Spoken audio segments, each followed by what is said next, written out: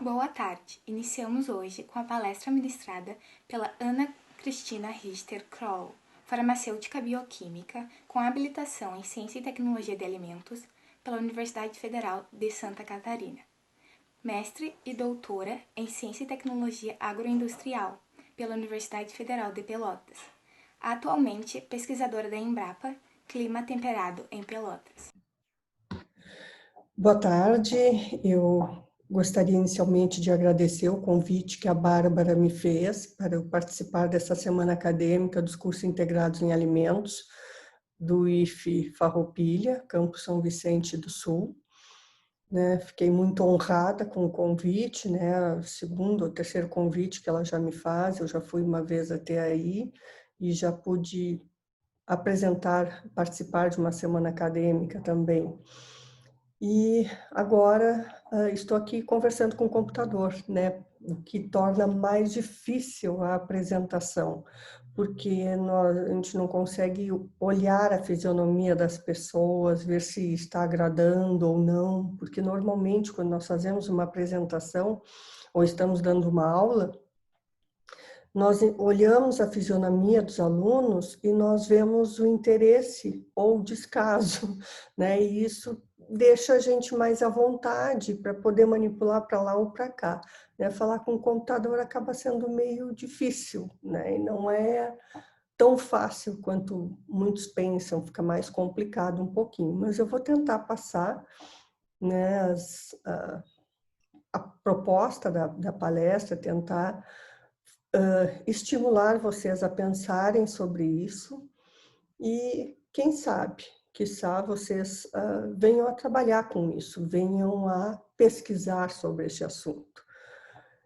Eu gostaria de me apresentar novamente, embora já tenha sido apresentada pela comissão, Mas eu sou Ana Cristina Kroll, eu sou formada em farmácia e bioquímica pela Universidade Federal de Florianópolis, de Santa Catarina, em Florianópolis. Eu formei em habilitação em tecnologia de alimentos em 1985. Muitos de vocês nem eram nascidos, provavelmente. E quando eu formei, saí para trabalhar na indústria de laticínios e trabalhei também na indústria de conservas vegetais. Também tive alguma experiência com carnes, embora em treinamentos, Mas eu trabalhei bastante antes de resolver entrar para o mestrado, fazer o mestrado e o doutorado, que eu fiz na Universidade Federal de Pelotas, em Ciência e Tecnologia Agroindustrial.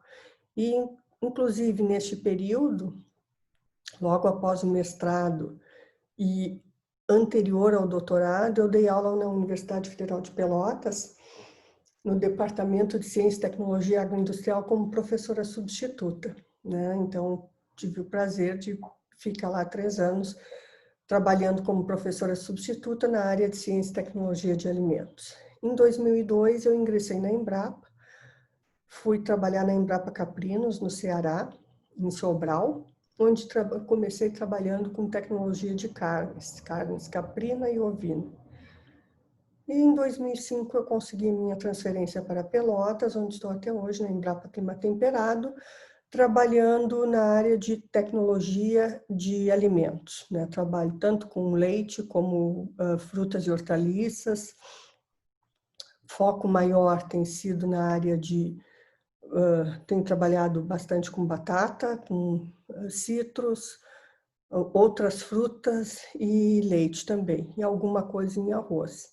Então, é bem diversificado. E uma das coisas que tem me chamado a atenção, e isso, digamos que desde que eu fiz o mestrado, lá nos anos 90, na disciplina de tecnologia de leite, o professor falou sobre a pasteurização do leite, a esterilização comercial, o HT, e na época ele mencionou a questão da desnaturação parcial que ocorre após o processamento do leite.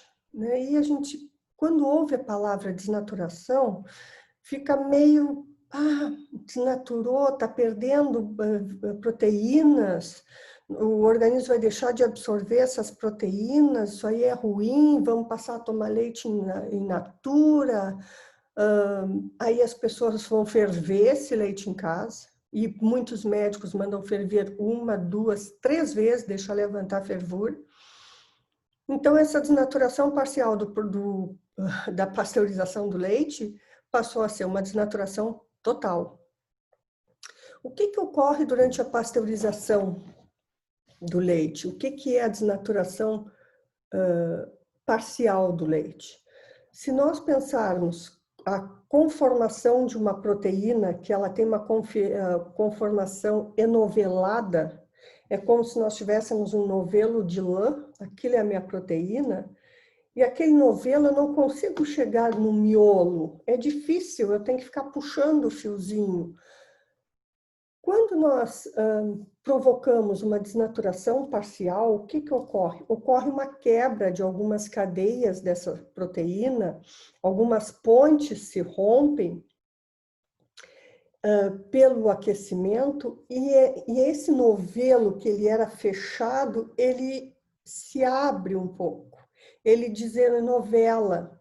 E esse desenovelamento faz com que durante o processo de digestão, eu ingeri o leite e durante o processo de digestão vai ficar mais fácil das enzimas digestivas chegarem até a parte mais central e quebrar essa proteína em moléculas menores. Isso é facilitado pela desnaturação parcial, né? Se tiver muito fechado, demora mais tempo as enzimas conseguirem penetrar naquela proteína e começar o processo digestivo. Então, é o questionamento, né? O processamento é bom ou é ruim? Né? Muitas vezes precisa do processamento para bioacessibilizar, né? E biodisponibilizar nutrientes. E esses estudos, eles começaram faz pouco tempo. Pouco tempo, eu digo em questão de uns 10 anos. Os primeiros trabalhos assim que eu achei sobre isso começaram lá em 2010. Tem alguma coisa um pouquinho anterior, mas muito en passant, fazendo alguma menção. E ultimamente nós vemos que estamos encontrando mais publicações, talvez porque antes não soubéssemos esses termos, bioacessibilidade, biodisponibilidade, então não sabíamos procurar, e estamos encontrando mais trabalhos disponíveis, teses, dissertações, trabalhando esses temas. E por que eu acho interessante esse assunto? Porque normalmente se fala em perdas de nutrientes, mas perdas de nutrientes durante o processamento. Ok, né? Perdas vão ocorrer, mas nem tudo que nós ingerimos nós vamos absorver.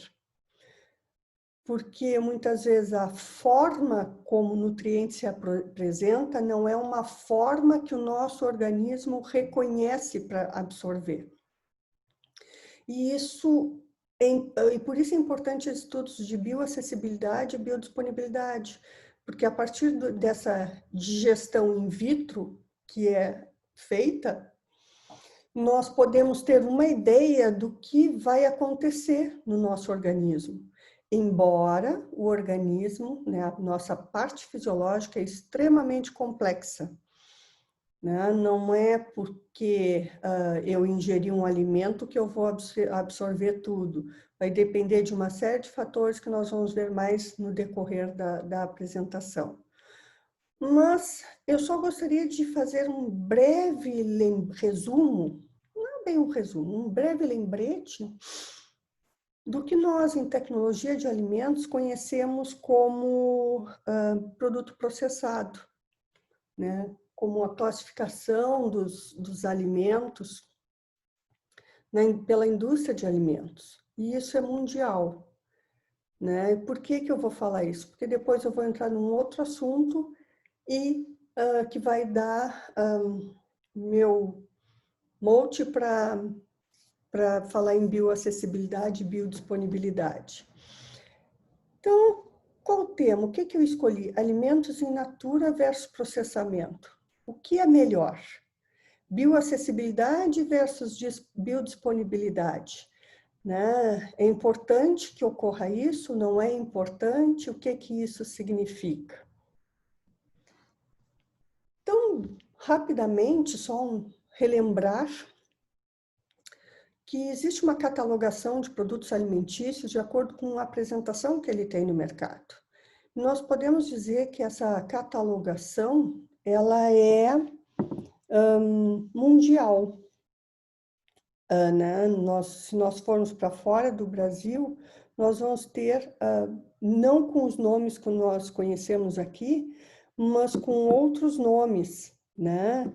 Por exemplo, nós vamos ter alimentos de primeira gama, no exterior, na Europa em especial, a gente conhece como alimentos de primeira gama, alimentos de segunda gama, alimentos de terceira gama, alimentos de quarta gama e alimentos de quinta gama. No Brasil não se usa essa classificação com esses nomes. Só para falar para vocês, assim, uma breve coisa que aconteceu, em 2010 foi, eu participei de um evento que o nome é Food Nova, na Espanha. E eu fui a esse evento e lá eu fui assistir uma palestra que falava sobre alimentos de quarta gama. E eu, na minha ignorância, como brasileira, que nunca tinha ouvido falar em primeira, segunda e terceira gama, e isso que eu já estou no mercado desde 85, trabalhando, 86, não, 85 ainda eu comecei a trabalhar, e porque não são termos que nós usamos. E eu fiquei pensando, alimentos de quarta gama, será que são alimentos irradiados? Olhem a ignorância, né? Quando eu descobri, né, que os alimentos de quarta gama, eles começaram a falar, fazer a apresentação, e eu identifiquei que aqueles eram alimentos minimamente processados. E eu disse, meu Deus, quanta ignorância. Aí eu fui pesquisar um pouquinho mais sobre isso e vi que tinha os alimentos de primeira gama, segunda gama, terceira gama, quarta gama e quinta gama. E nós, no Brasil, não conhecemos com essa terminologia. Mas nós conhecemos como produtos frescos, sem processamento. Esses são os alimentos primeira gama, né? Que são os in natura.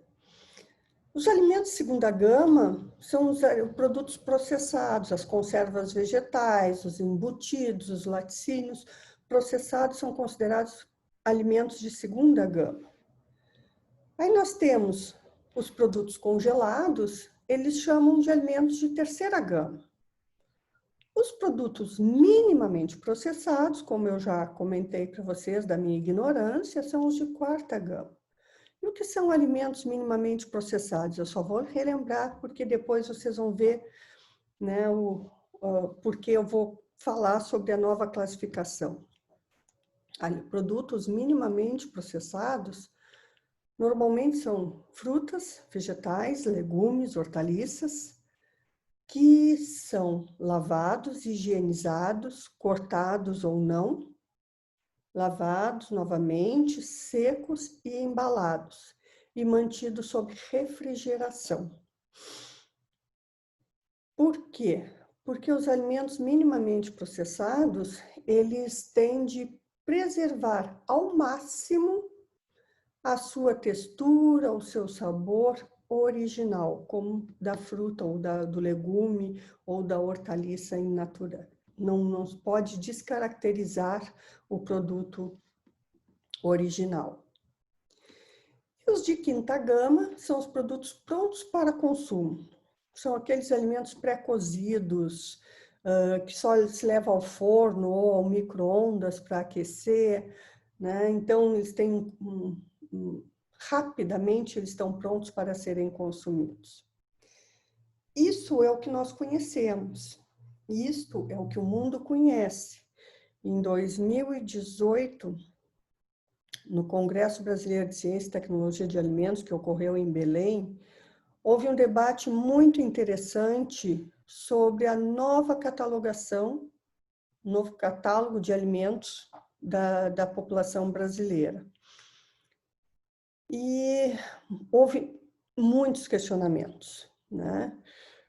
Foi uma avalanche de questionamentos das pessoas da área de alimentos, onde foi chamado uma nutricionista palestrou, uma engenheira de alimentos mexicana palestrou, o vice-presidente da BIA palestrou, um professor, não lembro o nome dele, mas ele é bastante conhecido, professor Jorge, alguma coisa assim, da Unicamp, da área de tecnologia de alimentos, e foi muito questionado esta nova classificação brasileira de alimentos, cujo,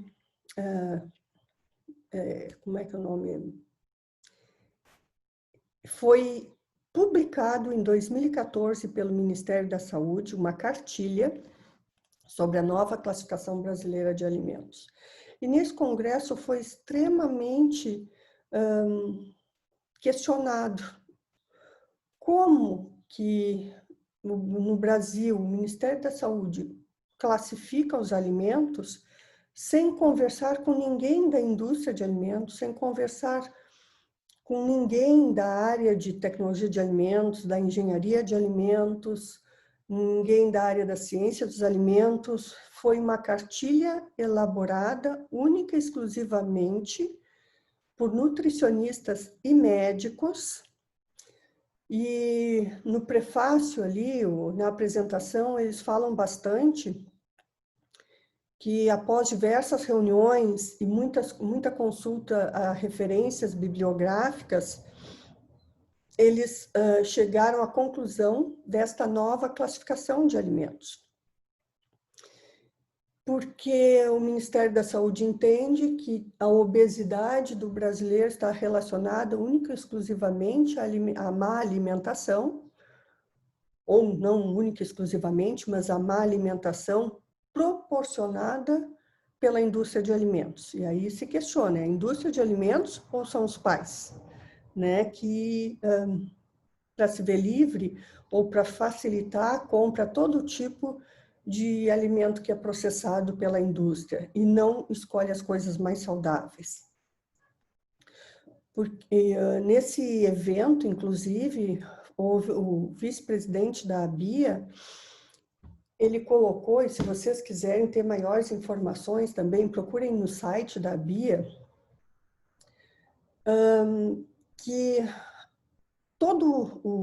desde 2007, que a BIA fez um acordo com o governo brasileiro de redução do sal, açúcar e gordura trans nos alimentos processados.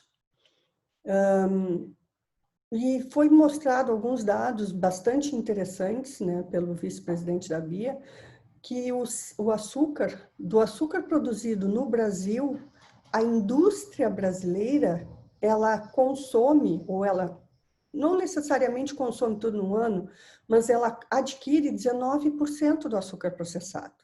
A maior parte, se eu não me engano, 53% vai para o varejo.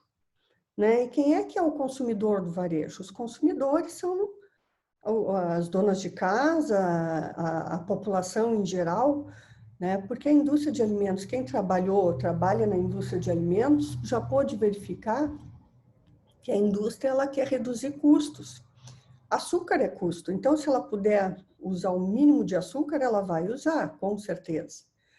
O sal também é outra coisa que até nesse acordo feito com o governo federal, as indústrias se comprometeram a reduzir 20 toneladas ou algo assim dos alimentos até 2020. Em 2019, já tinham reduzido 27 toneladas. Então, a indústria está reduzindo bastante. Né? Agora, foi firmado um acordo em 2017, eu acho, de reduzir o açúcar dos sucos, dos achocolatados e alguns outros. Não lembro exatamente todos eles agora. E as gorduras trans também já há esse acordo e já está havendo redução de gorduras trans.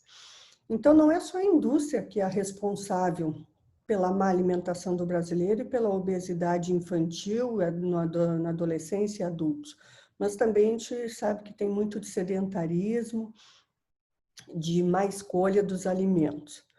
Bom, mas nós vamos falar rapidamente dessa nova classificação que eu quero mostrar para vocês, né? Essa nova classificação, ela classifica em a categoria 1, 2, 3 e 4. A categoria 1, por isso que eu falei nos minimamente processados anteriormente, categoria são os alimentos in natura ou minimamente processados. E quando nós vamos ver os exemplos que eles listam, eles consideram que leite pasteurizado, leite UHT, leite em pó e iogurte natural são minimamente processados. Farinhas são minimamente processados. Como é que a gente vai falar no exterior, em qualquer outro lugar, que o iogurte é minimamente processado? Alterou a característica natural do produto in natura. Então, são coisas que não casam. Eles juntaram duas coisas e criaram uma classificação que para nós é muito difícil de justificar. A segunda classificação é óleos, gorduras, sal e açúcar. Tudo bem, né? São aquelas coisas que ditas fazem mal, né? Em excesso. A categoria 3 são os alimentos processados. São fabricados pela indústria com adição de sal ou açúcar ou outra substância de uso culinário, alimentos in natura, para torná-los duráveis e mais agradáveis ao paladar. Então, nós temos as conservas vegetais, nós temos o molho de tomate, as conservas de carnes, frutas secas, os pães, os queijos, são alimentos processados, segundo os exemplos citados na cartilha. E aqui nós temos as formulações industriais dos alimentos ultraprocessados. E na palestra dessa engenheira de alimentos da Universidade do México, quando ela falou nessa classificação, ela disse, mas o que são alimentos ultraprocessados? Quando me falam em alimentos ultraprocessados, eu penso em alimento que foi super cozido, né? Ele sofreu cozimento excessivo, então ele passou do ponto de processamento, mas não. Alimentos ultraprocessados são sorvetes, esses pratos prontos, tipo lasanha, cereais matinais, refrigerantes, as bolachas recheadas, salsichas, as misturas para bolo, as barrinhas de cereal, são alimentos ultraprocessados. Ou seja, eles consideram que alimento ultraprocessado é aquele que é fabricado a partir da união de diversos alimentos processados. Então, se eu tenho uma lasanha, por exemplo, né, aqui, essa lasanha tem a massa que foi processada, tem o molho de tomate que foi processado, tem o queijo que foi processado e tudo que foi adicionado. Então, diversas coisas processadas tornam esse produto, esse alimento ultraprocessado. E aí a gente questiona, né? Alimento ultraprocessado, qual é a diferença entre eu fazer uma lasanha na minha casa e congelar ou a indústria fazer e congelar? A indústria adiciona conservantes? Adiciona, né? Então, é questionável, é questionável. Já o iogurte com polpa de fruta passa a ser ultraprocessado. Se for o iogurte natural, ele é minimamente processado. Por quê? No iogurte com polpa de fruta, ele foi adicionado de açúcar ou adoçante e uma polpa de frutas. Por que eu estou falando sobre isso? Porque hoje a indústria de alimentos e nós, tecnólogos de alimentos, engenheiros de alimentos, químicos de alimentos, nós estamos numa profissão que quase nós somos considerados os demônios dos alimentos. Tudo que a indústria faz é porcaria. Hoje, nós vemos na mídia Em todos os canais de televisão tem diversos programas de culinária, diversos chefes de cozinha apresentando programas e falando em comida de verdade, comida de verdade, comida de verdade. E tudo que é industrializado, eles não industrializam, façam em casa. Ok, eu vou fazer um pepino em conserva, uma cebolinha em conserva, um picles em conserva em casa. O que ele tem de diferente da indústria? Nada, absolutamente nada. Eu trabalhei em indústria de conservas vegetais e eu faço em casa a mesma formulação que eles usavam lá na indústria. Ou seja, a gente trabalha na tecnologia de alimentos, e isso que muitos não entendem, nós trabalhamos com as barreiras tecnológicas, nós trabalhamos com baixo pH, nós trabalhamos com calor, nós trabalhamos com resfriamento, né, com embalagem a vácuo. Isso as pessoas não entendem e acham que tudo é porcaria. Mas o tema da nossa palestra, né, é alimento in natura ou alimento processado? Bioacessibilidade e biodisponibilidade. Por que eu falei tudo isso antes? Porque nós vemos, e vocês devem estar percebendo, que hoje, nos restaurantes, cada vez estão colocando mais espinafre cru como salada, couve crua como salada, né? Procurando cozinhar o mínimo possível, porque tudo tem que ser o mais natural, o mais cru e tudo. E aí é de questionar. Tudo que é cru é melhor? É mais natural? É mais saudável? Vou absorver mais nutrientes? Não. Ao contrário, diversos estudos, como eu falei, esses estudos começaram em 2010, um pouquinho mais, mostrar a diferença entre o produto cru e o produto processado. O quanto que os nutrientes ficam mais bioacessíveis após o processamento ou após o cozimento. E isso é feito com um processo de digestão, né, onde é simulada a digestão. Em 2009, eu participei nesse congresso que eu fui, que eu falei da primeira gama, segunda gama, tinha um pesquisador japonês que ele apresentou um trabalho muito interessante, onde ele falava que as pessoas dizem que eles têm um tipo de sopa na China, não lembro se era China ou Japão, tudo igual. E ele dizia que as pessoas sempre falavam que essa sopa ajudava a recuperar as pessoas quando estavam enfermas. E ele resolveu pegar a sopa, processar a sopa e avaliar os compostos nutritivos e funcionais dessa sopa. Mas só o fato de ter a sopa e avaliar o quanto que tinha antes de cozinhar os ingredientes e depois de cozinhar, ele disse que isso aí não dava um resultado muito efetivo, porque nem tudo que tu vai ingerir o teu organismo vai absorver. Então ele simulou um processo digestivo, ele disse que usou o exemplo do porco, que o porco seria o mais próximo do nosso processo de digestão do organismo humano. E ele criou era tipo um tambor com diversas fases, simulando o estômago, e ali ele botou as enzimas e simulou, e ele confirmou que realmente aquela sopa tinha muitos nutrientes e muitos compostos funcionais que ajudavam na reabilitação de pessoas enfermas. E esse processo é o que se usa para começar a trabalhar com bioacessibilidade. Se simula um processo de digestão enzimática, né, no organismo humano, com as enzimas que nós usamos no nosso organismo para começar a degradar os alimentos, desde a boca até o intestino. Nós usamos diversas enzimas e é identificado o que resta lá no final, o que ficou bioacessível, né? O que nós conseguimos acessar e levar para dentro da micela.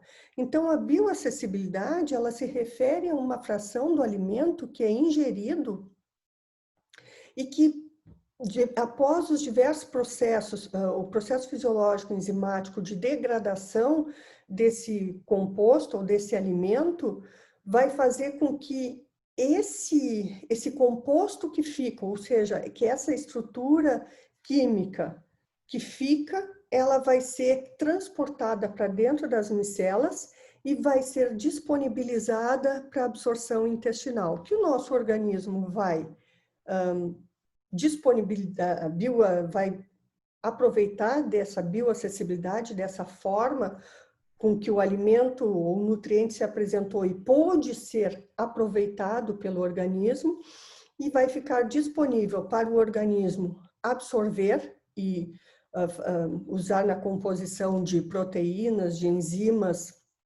de tecidos, ou vai armazenar ou vai eliminar. Então, nós primeiro temos de ter esse alimento bioacessível, ou seja, de uma forma que o nutriente possa ser assimilado pelo organismo. E uma das coisas que já está verificada, e há bastante tempo, depois houve um outro trabalho desmentindo e outros trabalhos comprovando, que desmentindo o desmentido, e já foi identificado que a porcentagem de micelarização, ou seja, a porcentagem de carotenoides que consegue ser carregado para dentro das micelas é maior quando o produto é processado. Por quê? Os maiores representantes dos carotenoides, nós podemos dizer que são os licopenos. E o licopeno, ele tem uma das características dele, assim como de outros, todos os nutrientes são fórmulas químicas, né?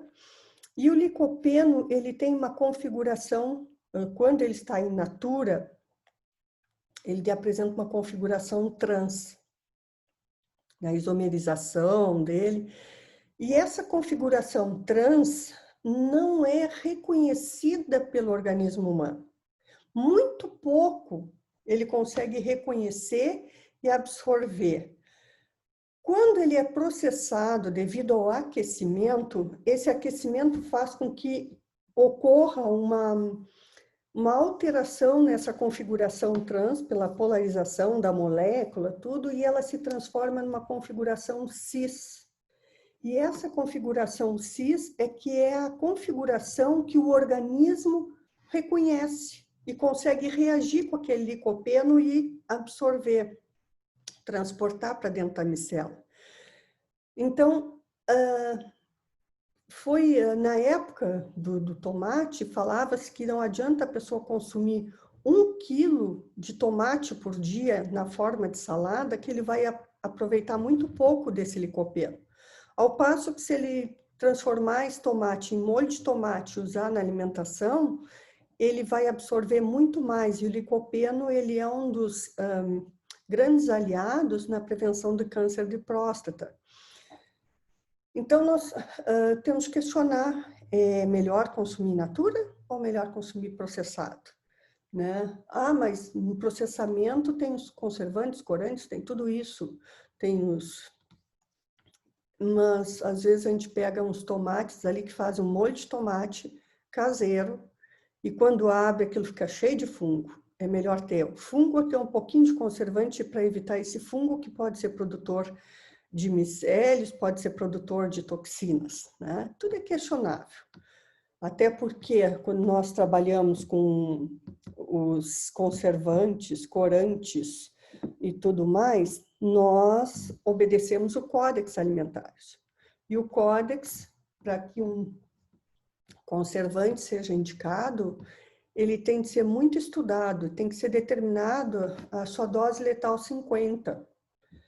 E quando é determinada essa dose letal 50, o Códex, ele recomenda para uso em alimentos, às vezes até 100 vezes uma dose menor do que a dose letal 50. Então, tudo isso tem que ser revisto, né? Tem que ser pensado, se é melhor eu ter um conservante que vai me aumentar a conservação depois do produto aberto, não é para burlar, não é para encobrir, mas é para evitar que depois que o produto aberto fique exposto ou fora da geladeira ou oxigênio, um fungo que pode ser um esporulado, o esporo estar presente, ter condições de se multiplicar de crescimento. Então, aqui mais alguns exemplos, né? Eu falei no licopeno do tomate, mas, por exemplo, se nós pensamos em beta-caroteno, em manga, ela tem beta-caroteno? Tem. Mas se eu consumir uma fruta in natura, como vocês podem ver nessa apresentação, o meu organismo vai encontrar somente 19% desse beta-caroteno acessível para ele. Somente 19% vai ser absorvido pelo meu organismo. Ao passo que se eu consumir um suco de manga processado, esse beta-caroteno já vai aumentar para 57% a sua bioacessibilidade. Ou seja, o meu organismo vai conseguir absorver melhor porque houve uma transformação desse beta-caroteno. A goiaba, nós temos um outro exemplo de licopeno. Se nós consumirmos uma fruta in natura, nós vamos absorver somente 1,4% de licopeno, ao passo que se eu consumir uma goiabada, pode ser com açúcar ou sem açúcar, mas ela foi processada, ela foi concentrada, esse 1,4% que ficaria disponível para o meu organismo absorver, vai se transformar em 27%. Então, eu já absorvo bem mais, porque 27% já foi transformado da forma trans para cis, e essa é a forma que o meu organismo reconhece e consegue transportar para dentro da micela e disponibilizar no trato gastrointestinal. Esse aqui foi um trabalho realizado em Campinas, foi uma tese, né? E é bastante interessante a gente começar a procurar trabalhos nessas áreas. Se eu pensar em, eu vou microencapsular, então, né, esses produtos que têm compostos fenólicos, que têm antioxidantes, carotenoides, tudo mais, como é o caso da pitanga, que ela tem efeitos anticarcinogênicos ou que previne câncer. Mas aí nós pensamos, polpa de pitanga microencapsulada, se nós pensamos em licopeno, somente 1% desse licopeno microencapsulado seria bioacessível ao nosso organismo. Já o carotenoide, a luteína, é um outro carotenoide que ficaria mais bioacessível, de 6% a 21%. Porque hoje está bastante na moda microencapsulamento, micro e nanoencapsulamento. Mas aí tem que pensar, e esse trabalho foi bastante interessante também, né? Mesmo trabalho ali de Campinas. Se nós trabalhamos com maltodextrina como uma base para a formação das microcápsulas, a maltodextrina ela diminui muito acentuadamente a bioacessibilidade de todos os carotenoides, ou seja, se a gente pensa em enriquecer um alimento com carotenoide usando maltodextrina para microencapsular, a polpa de pitanga, por exemplo, nós vamos botar todo o nosso trabalho fora porque o nosso organismo não vai absorver. Se usar goma arábica, as perdas vão ser menores de bioacessibilidade. O amido modificado é o que tem um efeito mais positivo, né? Então, teria mais o organismo mais bioacesso. O que eu falei dos restaurantes, hoje estão usando saladas cruas de couve e de espinafre, que são os mais conhecidos. Assim, nesse mesmo trabalho, se nós pensarmos em absorção de beta-caroteno a partir da couve, a couve crua, né? Se fizer uma salada de couve crua, porque é bom, é saudável, somente 3,3% do beta-caroteno estará bioacessível para ser absorvido, ao passo que a cozida já aumenta para 16%. Isso dá 4 vezes mais de bioacessibilidade ao nosso organismo para absorver. Em relação ao beta-caroteno, com o espinafre, a diferença é pouca. O cru dá 14%, o cozido 15%. Mas em relação à luteína, que é outro carotenoide, né, a luteína é responsável pela parte da visão, né, reforça a visão e tudo mais, a couve crua nos dá uma bioacessibilidade para a luteína de 18%, ao passo que a cozida dobra 36%. O espinafre, se nós pensarmos em luteína, quando nós consumimos o espinafre cru, para o beta-caroteno a diferença é pouca, mas em relação à luteína, a bioacessibilidade, a forma como ele fica disponível no nosso organismo para ser absorvida, essa luteína é de 46%, ao passo que quando o espinafre é cozido, aumenta para 59%. Então, é de questionar, é melhor consumir cru ou é melhor consumir cozido? E cozido é uma forma de processamento. Quando nós pensamos aqui em bioacessibilidade de minerais, né? Esse trabalho foi feito na Universidade, eu acho que de Coimbra, né? Onde eles trabalharam com quinoa cozida e amaranto. Na quinoa cozida, eles identificaram que houve uma 15% de retenção de minerais, né? Se perdeu minerais no cozimento, tanto a vapor como cozido. Mas, ao mesmo tempo que houve essa redução de 15% do total de minerais, houve um aumento da bioacessibilidade do cálcio e cobre para o organismo humano. Já no amaranto, houve um aumento da bioacessibilidade para todos os minerais, exceto para o zinco. E não ocorreu nenhum processo de alteração na composição antes do cozimento, depois do cozimento do amaranto. Então, são dados interessantes para a gente questionar também. E aqui, né, o que eu tenho falado, né, tenho comentado, e eu tenho batido bastante nessa tecla. A simples ingestão do nutriente não garante que vai tudo ser aproveitado pelo organismo humano. Não garante o seu aproveitamento pelo organismo humano no total em que ele foi ingerido. Então, não adianta eu ter um alimento riquíssimo em nutrientes, em compostos bioativos, se grande parte daquilo não vai ter condições de ser aproveitado pelo organismo, porque não vai estar bioacessível. Se não estiver bioacessível, não vai estar biodisponível. E aqui vem o conceito de biodisponibilidade. A bioacessibilidade é quando ocorre os nutrientes na forma que são reconhecidos e que reagem com enzimas, com substâncias do nosso organismo e que são carregados para dentro das micelas e ficam disponíveis no intestino para absorção.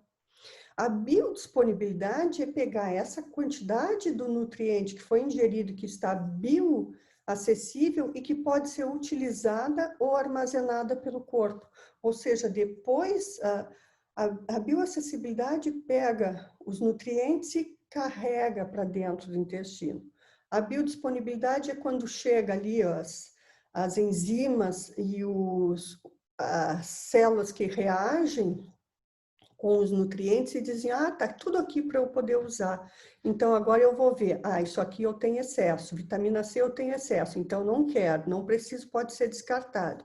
Tá faltando vitamina A, então essa aqui eu vou armazenar. Então, é o que está no teu intestino, né, que já foi disponibilizado para ti, porque a forma química ou a forma como se apresenta é a forma que o teu organismo reconhece, e vai ficar disponível para ser usado pelo teu organismo. E essa biodisponibilidade, ela está muito relacionada não só com a quantidade de nutriente, mas a falta de estudos em relação a isso, porque a gente sabe que a nossa fisiologia é complexa, né? E diversas coisas interferem nessa biodisponibilidade, nessa absorção. A idade do indivíduo é extremamente importante, o sexo masculino, feminino, o estado fisiológico, né? O estado fisiológico que a pessoa se apresenta, se ela tem algum problema de doença ou não, estado nutricional e de saúde, também depende não só da parte humana, da parte de organismo humano, mas também da matriz alimentar. Aonde ela se encontra, né? Onde esses nutrientes estão inseridos.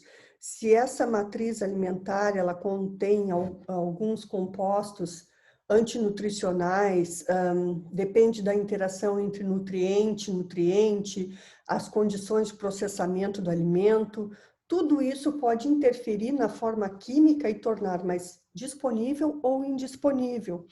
E daí é importante que se faça mais estudos, né? Ainda precisa estudar muito sobre isso. Nós não temos a noção exata do que isso acarreta.